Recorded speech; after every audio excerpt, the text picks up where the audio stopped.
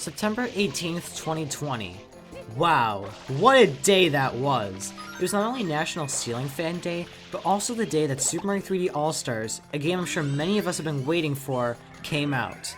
I mean, after Super Mario 64, wasn't everyone's initial thought just, wow, this game is so cool, I can't wait for a remake of it.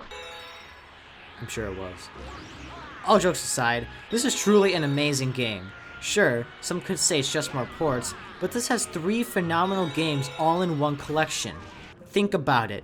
3 different games with different gimmicks and control schemes all made it onto one system and work with the Pro Controller. What else do you need? And that's not even the best part. The best part of Super Mario 3D All-Stars is by far the graphical improvements. I mean, these games just look so much cleaner and more pleasing to the eye than their original releases, even with something like Galaxy and Sunshine. It wasn't until I beat this game getting all the stars in all the games that I realized how pixelated these games actually are on their original hardware. This is most noticeable with Super Mario 64. Just look at this side-by-side comparison. With this as my visual, I declare that All Stars has the better graphics! And let's take a look at Sunshine and Galaxy. You thought I was going to show Sunshine first, didn't you? Well, we'll talk about Sunshine in a moment. But with Galaxy, the biggest graphical improvement I noticed is with the character sprites. They look so much better than in the original game.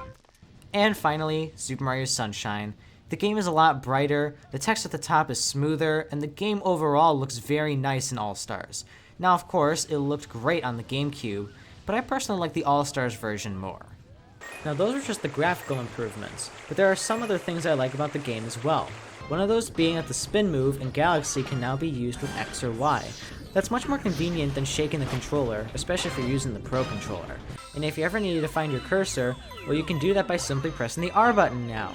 It can actually be quite easy to lose your cursor since it goes off screen after a while, so being able to bring it back to the middle with the push of a button is a big convenience. I also like how Super Mario 64 has Rumble now. The original did not have Rumble, so it's nice to get an experience of what Rumble in Super Mario 64 would have been like. Oh, and of course, the soundtracks are a cool feature to have as well. Now you can jam out to your favorite Mario tunes without the need of YouTube. And finally, the magnets. These magnets have interesting designs, they're nice little collectibles, and overall are just fun to have. And yes, they do hold up paper, as shown here, so they're useful too. They help give a little bit of pizzazz to your office. And that pretty much wraps up what I have to say about what I like about Super Mario 3D All-Stars. It's a pretty fun game, especially if you enjoy the titles in their original hardware, and it's a very fun experience playing through all 3 of these outstanding Mario titles. And with that, thank you all very much for watching, and I'll see you in the next video.